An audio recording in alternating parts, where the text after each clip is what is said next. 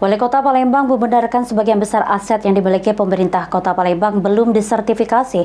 Bahkan berdasarkan persentase, baru 8,7% saja aset Pemkot yang sudah disertifikasi.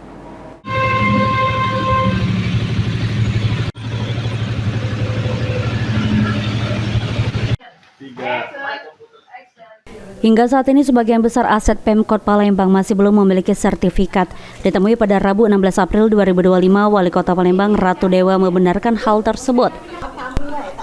Menurut Ratu Dewa, hingga tahun 2025 ini sekitar 6.000 atau 90% aset Pemkot Palembang belum disertifikasi, dan yang disertifikasi baru sekitar 8,7%.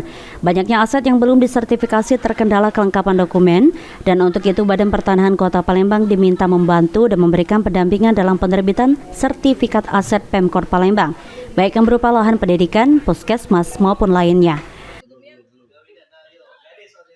Pemerintah kota sendiri yang belum disertifikasi berapa banyak? Memang kotanya 6.000-an lebih ya, 6.000-an lebih. Posisi sekarang kalau di persentase di angka 8,7%, 91%. Ini terus alhamdulillah syukur di kepemimpinan yang baru Pak Kepala BPN, Pak Zabiri, terus ini digenjot dan insya Allah di bulan depan, karena kita terus juga melengkapi dokumen-dokumen yang diperlukan. Biasanya hambatannya di internal kita melengkapi dokumen yang diperlukan oleh BPN. Sementara itu, Kepala Kantor Pertanahan Kota Palembang Zamili menegaskan akan membantu sertifikasi aset Pemkot Palembang yang jumlahnya cukup banyak.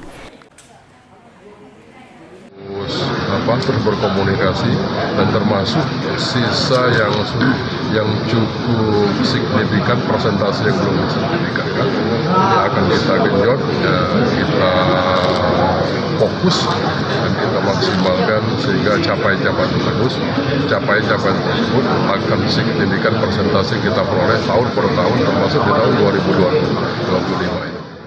Ditambahkan Zamili, sebagai bentuk dukungan pada 16 April 2025, Kantor Pertanahan Kota Palembang sudah menyerahkan 13 sertifikat aset Pemkot Palembang berupa sertifikat aset kantor dinas dan aset jalan.